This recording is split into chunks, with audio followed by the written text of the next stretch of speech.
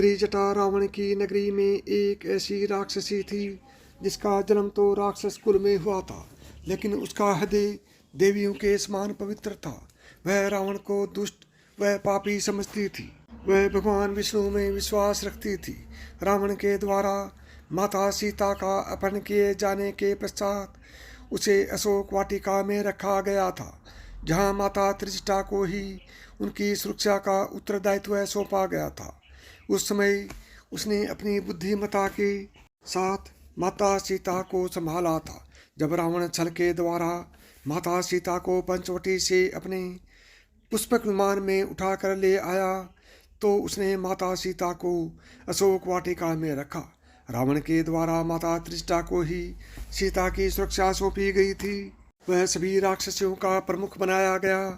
रामायण में त्रिजटा की भूमिका भी यहीं से शुरू हुई थी, जिसने उन्होंने स्वयं के चरित्र को ऐसा दिखाया जिससे वह आम जनों के दिल में हमेशा के लिए बस गई। जब माता सीता रावण के द्वारा अपहरण कर लंका में लाई गई, तब वह अत्यंत विलाप कर रही थी। साथ ही अशोक वाटिका में अन्य राक्षसियां उन्हें तंग कर रही थी।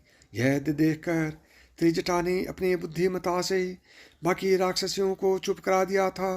वह माता सीता को ढांढस बनाया था।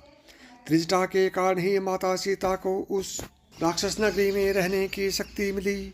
वह उनका विलाप कम हुआ था। वैसे तो माता त्रिजटा रावण की सेविका थी, लेकिन वह भगवान श्री राम की विजय में विश्वास रखती थी।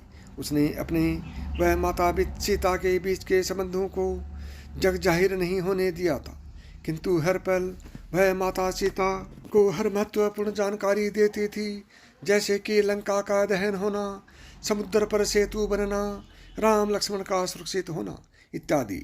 त्रिजटा के द्वारा समय समय पर माता सीता को जानकारी देते रहने से उनकी हिम्मत बंधी रहती थी। अंत में भगवान श्री राम व दशानन रावण के बीच भयंकर युद्ध हुआ। वह उसमें रावण मारा गया।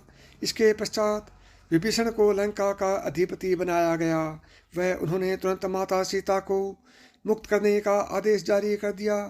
त्रिजटा माता सीता के जाने से तो दुखी थी, लेकिन प्रसन्न भी थी कि अब सब विपत्ति टल गई। अग्नि परीक्षा के बाद जब माता सीता भगवान श्री राम के पास आई, तब उन्होंने माता त्रिजटा के वात्सल्य व प्रेम के बारे में उन्हें बताया। यह सुनकर सभी बहुत खुश हुए।